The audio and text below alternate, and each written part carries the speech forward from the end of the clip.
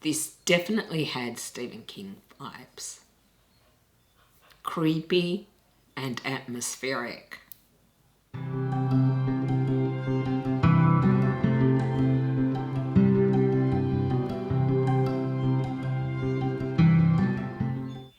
G'day my lovelies, welcome back to my channel. Today I'm going to review Ghost Story by Peter Straub. This was released in 1979 and it is the first book by Straub that I have read other than The Talisman and Black House, I think, which he wrote with Stephen King. And whilst you might think this is a ghost story given the title, I would suggest that this is really about being haunted, not necessarily about ghosts.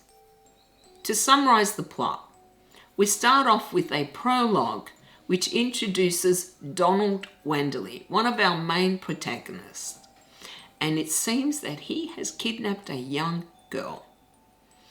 And I remember when I started it thinking, what? I thought this was a horror novel, not a thriller as such.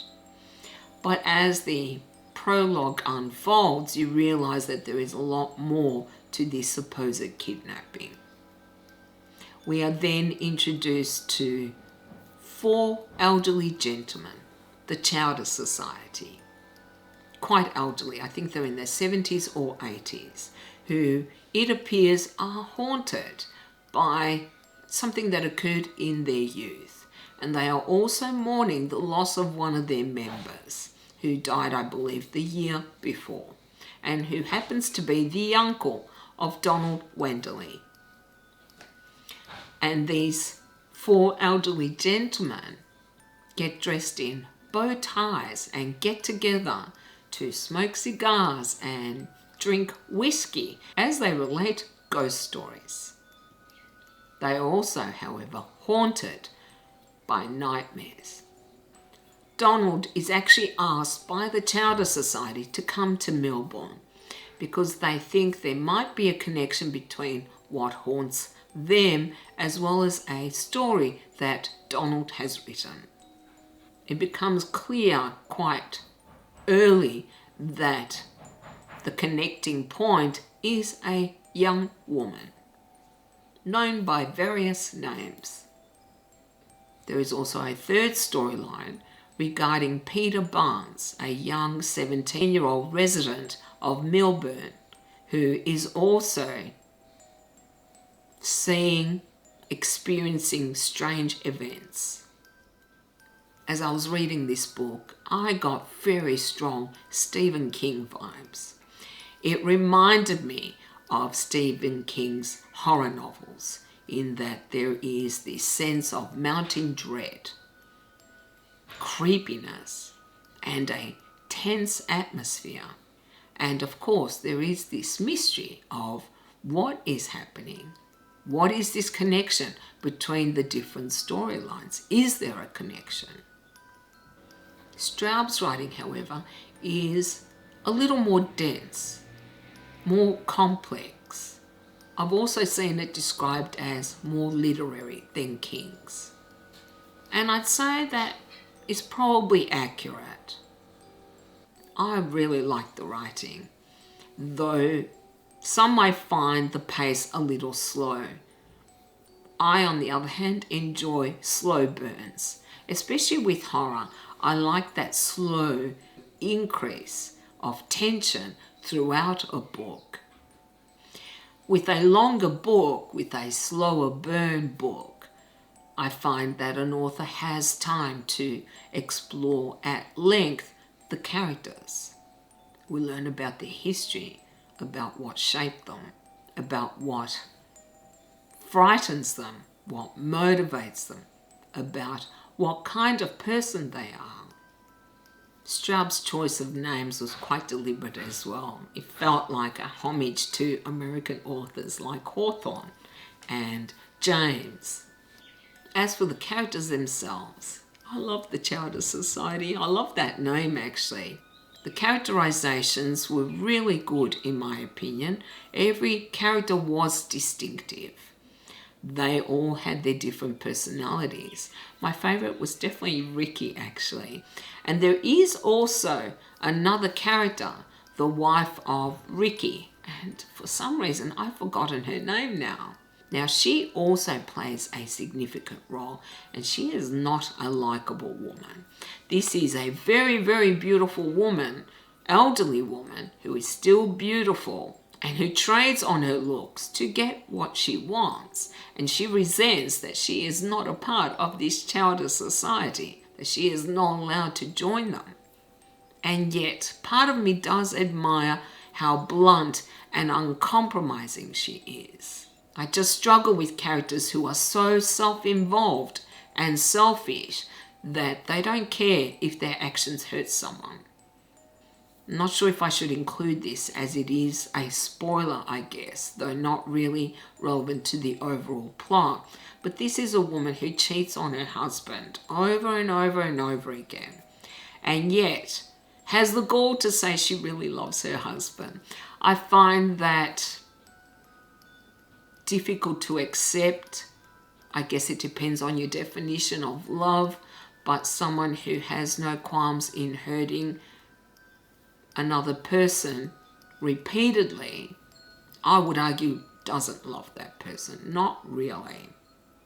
But her character is also a reflection of the kind of person that Ricky is, which is cowardly at times, easygoing, forgiving, which sharply contrasts to Sears, his partner in the law firm they have. Sears is much more blunt and much less likable in some ways, and yet I do admire his honesty. I admire that he is uncompromising. In some ways, I guess he is similar to Ricky's wife. Yeah. But this is why I enjoy longer books and why I love King's books. They give me time to intimately explore these characters if it is done well. And it was done very well in this book. And the storyline regarding Peter Barnes and a friend of his, again, that reminded me also of Stephen King, in that Peter is a very likable, nice young man who is attached and best friends with his opposite, a wild, crazy-eyed young man who respects nothing. Sometimes opposites do attract, just like Sears and Ricky. Sometimes we are drawn to what is not like us in other people, in our friends. They make us braver or more stupid to try things that otherwise we would never do. And that friendship that Peter had, I really enjoyed, though I hated his friend. Yeah, Donald Wanderley. Now, we are told right at the beginning that he has kidnapped a young girl. So immediately, he is on the back foot with me. I'm thinking, oh, he's a pedophile. But as the book progressed, you realise that that's actually not the case, that there were good reasons for what he did. Now, I'm not going to go into them here. When he does eventually come to Melbourne and meets the Chowder Society, just like they relate these ghost stories, he relates his own. And it becomes quite apparent at some point that they are all connected in some way. Given the title of this book, when we hear about characters reappearing after their supposed deaths, you assume that they are ghosts. The truth, however, is something quite different. For me, this retelling of old tales, of ghost stories, of past events, I really enjoy, though I think some people would find it way too slow. And I think others will find it boring because it isn't all action.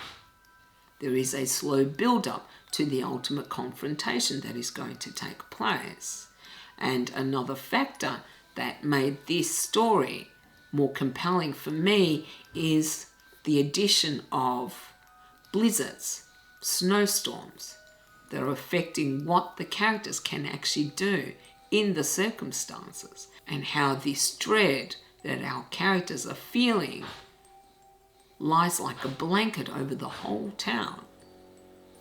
Now, as to this mystery, as to what was actually happening to our characters, my view is that Straub was going for something a little bit more deep than just ghosts. That he was perhaps talking about human nature, the nature of evil, and how our actions can haunt us.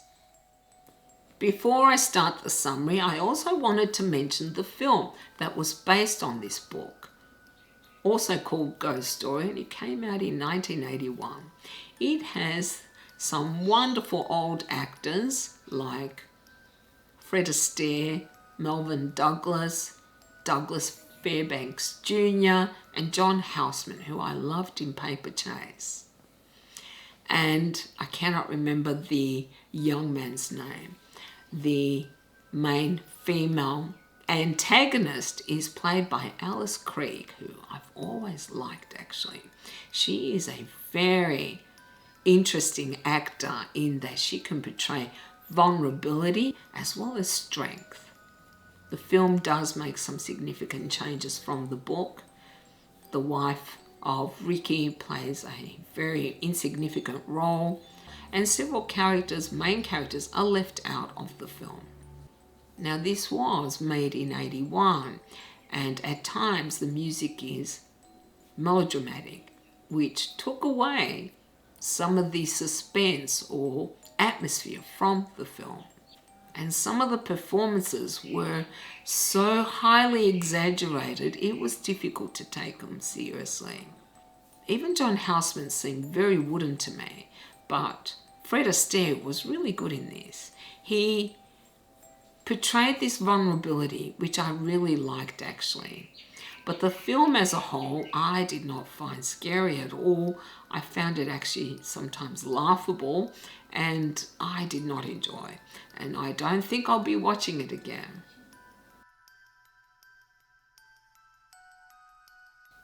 In summary, I really enjoyed Ghost Story. I liked this slow build-up to the ultimate confrontation. I liked how the tension just increased with each chapter, each page, each new revelation.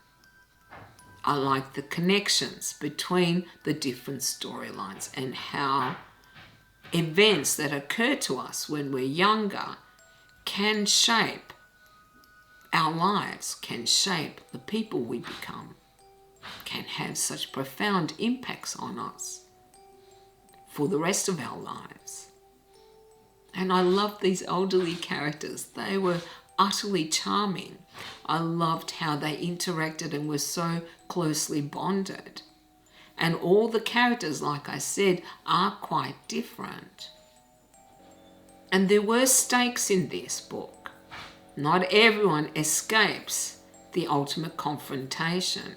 And the addition of Peter, this young 17-year-old, I wasn't sure initially why we were getting to see his perspective, but it added a different dimension to the book because we got to view these events through someone much younger and more naive compared to the elderly who have lived longer and experienced so much more in their lives.